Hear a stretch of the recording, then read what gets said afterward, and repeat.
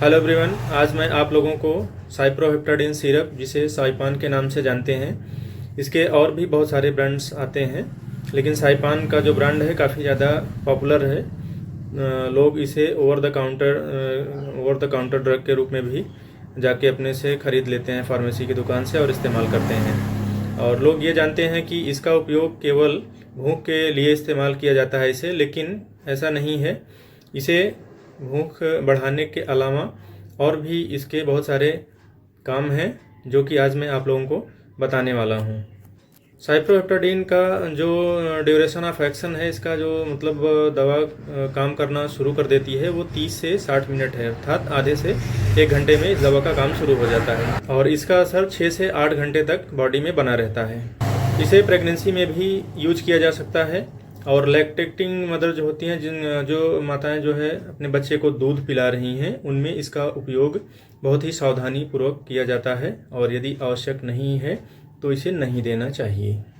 Old age में इसे सावधानी पूर्वक दिया जा सकता है। थोड़ा सा इसकी वजह से सेडेशन होता है, सुस्ती आती है, इसलिए इसे सावधानी पूर्वक इस्तेमाल करना चाहिए। आइए अब जानते हैं कि इसे भूख के अलावा और भी कहाँ इस्तेमाल किया जा सकता है। तो इसे हम माइग्रेन में इस्तेमाल कर सकते हैं, जिसे अधकपारी बोलते हैं, एक साइड में दर्द होता है सिर में, तो उनके लिए भी, माइग्रेन के लिए भी इसे इस्तेमाल किया जाता है।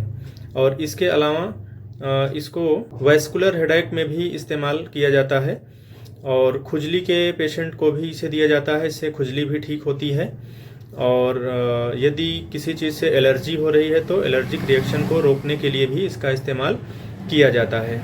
इसे हार्ट के पेशेंट्स में बहुत ही सावधानी पूर्वक इस्तेमाल करना चाहिए और यदि किसी को हाइपरटेंशन है, बीपी का पेशेंट है, तो उसे भी बहुत ही सावधानी के साथ देना चाहिए, यदि आवश्यक है तभी दें। और इसके अलावा ब्रांकियल अस्थमा में भी इसे बहुत ही सावधानी के साथ देना चाहिए। ब्रांकियल अस्थमा क्या होता है कि जिसमें व्यक्ति को सांस फूलने लगती है, ब्रोंकाई में सूजन आ जाती है, उसकी वजह से सांस फूलने लगती है, तो ब्रोंकियल अस्थमा के पेशेंट्स में भी इसे सावधानी के साथ प्रयोग करना चाहिए। यदि किसी व्यक्ति का पेशाब रुक गया है, यूरिनरी रिटेंशन जिसे बोलते हैं, अगर पेशाब नहीं हो रहा है तो ऐसे व्यक्ति में इसका इस्तेमाल बिल्कुल नहीं करना चाहिए। और पेप्टिक अल्सर के पेशेंट्स में भी इसका इस्तेमाल नहीं करना चाहिए। पेप्टिक अल्सर्स क्या होता है? ये 2 तरह का होता है, गैस्ट्रिक अल्सर और ड्यूडेनल अल्सर।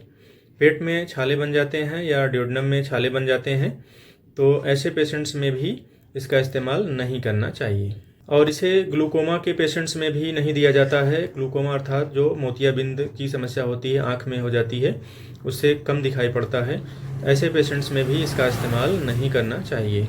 अब आइए इसके साइड इफ़ेक्ट की बात करते हैं। साइड इफ़ेक्ट में इसमें क्या होता है कि वेट गेन होने की संभावना काफ़ी ज़्यादा रहती है, क्योंकि जब इससे भूख काफ़ी ज़्यादा बढ़ जाती है तो पेशेंट भोजन ज़्यादा करेगा तो वेट गेन होता है और इसकी वजह से मुंह भी सूखा सूखा लगता है, मुंह सूखता है।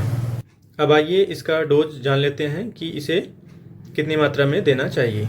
एडल्ट में इसका डोज है 12 mg डेली डिवाइडेड डोज में देना चाहिए। 3 बार में डिवाइड करके इसे 12 mg तक, अर्थात 4 mg की जो एक टैबलेट आती है, उसे सुबह दोपहर शाम एक गोली दिया जा सकता है।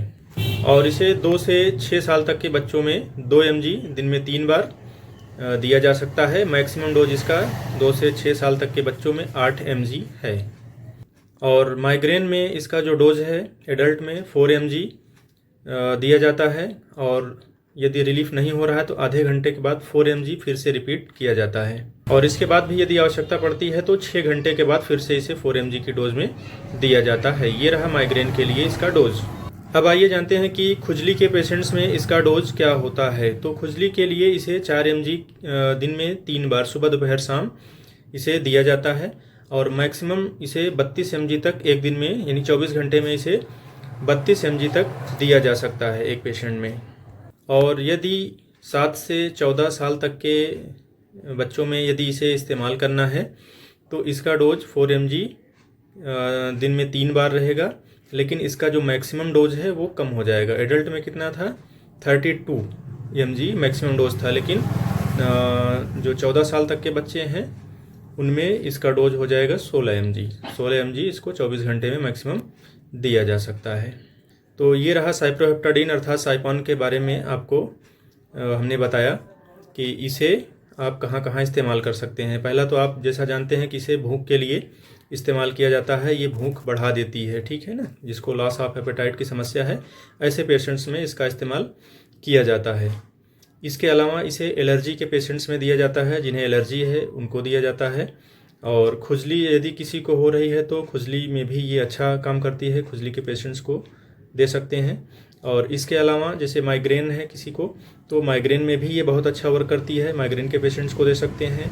और माइग्रेन के अलावा यदि किसी को वैस्कुलर हेडेक हो रहा है तो उनके लिए भी ये दवा बहुत ही अच्छा काम करती है। उम्मीद करता हूँ कि आप लोगों को ये जानकारी पसंद आएगी। धन्यवाद।